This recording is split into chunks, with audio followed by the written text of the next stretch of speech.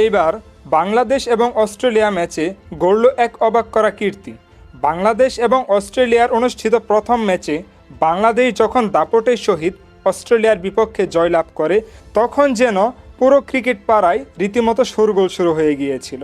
বিশ্বের এই প্রান্ত থেকে ওই প্রান্ত পর্যন্ত শুধু বাংলাদেশের নাম নেওয়া হচ্ছিল, শুধু বলা হচ্ছিল বাংলাদেশ কী করে ফেললো অস্ট্রেলিয়ার বিপক্ষে তাদের মাটিতে।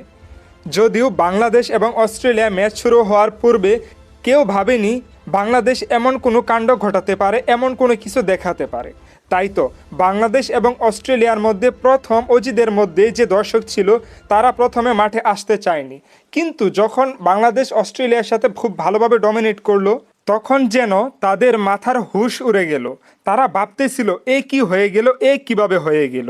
তাই তো প্রথম যখন তারা বাংলাদেশ এবং অস্ট্রেলিয়ার মধ্যকার টেস্টের টিকিট ক্রয় করতে চাচ্ছিল না, এখন ঠিক তার বিপরীত হয়ে গেল। এখন বাংলাদেশ এবং অস্ট্রেলিয়ার মধ্যকার দ্বিতীয় টেস্টের জন্য যখন অস্ট্রেলিয়া টিকিট অ্যানাউন্স করলো, ঠিক একদিনের মাথায় পুরো টিকিট সোল্ড আউট হয়ে গেল এবং তারা এখন পরবর্তীতে ম্যাচ দেখার জন্য, পরবর্তীতে যারা এসেছিল তারা এখন টিকিটই পাচ্ছে না বাংলাদেশের ম্যাচ দেখার জন্য। এই জিনিসটা রীতিমতো শোরগোল পড়ে গেল পুরো ক্রিকেট পাড়ায়, পুরো ক্রিকেট বিশ্বে, যেখানে বাংলাদেশ বিশ্বের নাম্বার 1 টেস্ট দল অস্ট্রেলিয়ার সাথে ডমিনেট করে তাদের মাটিতে তাদের বিপক্ষে তাদের সাথে এইরকম হুঙ্কারের সহিত জয়লাভ করতে পেরেছে। এটা যেন পুরো বিস্ময়ের একটি ঘটনা।